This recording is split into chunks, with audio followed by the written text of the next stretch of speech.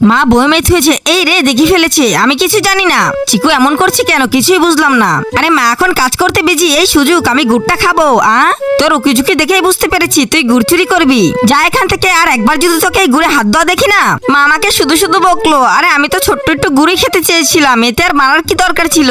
চিকু ভাইয়া দেখো আমি তোমার পিছনে, আমাকে একটি চুমু খাবে? এই বিটকেল, যা, আমাকে চুমু খাওয়া লাগবে না। তুই আমাকে বিরক্ত করিস না, যা তো এখান থেকে, যা ফাঁকে যা। তুই একদম আমার কাছে আসার চেষ্টা করবি না, আমার মনটা খারাপ হয়ে আছে। চিকু ভাইয়া মন খারাপ করে আছে, বুঝতে পেরেছি, কাজটা এবার আমাকেই করতে হবে। আমি এক্ষুনি চিকু ভাইয়ের মনটাকে ভালো করে দিব। এই তো এখানেই সেই বয়মটা আছে। চিকু ভাইয়া পিছনে তাকাও, দেখো আমি তোমার জন্য কি নিয়ে এসেছি। বাহ বিটকেল, তুই আমার জন্য গুড়ের কৌটাটা নিয়ে এসেছিস। গুড় খেতে আমার অনেক মজা লাগে।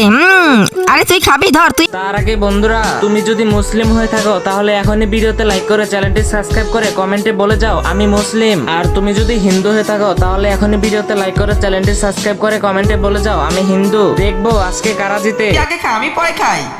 গুড়খোর মজাই আলাদা। এই রে, মা আবার কোথা থেকে এলো? মা বিশ্বাস করো আমি কিছু করিনি। এই বিটকেলটা, ভাইয়া আমি কিছু জানি না। আরে বিটকেল কোথায় গেল? ভিডিওতে একটা লাইক এন্ড সাবস্ক্রাইব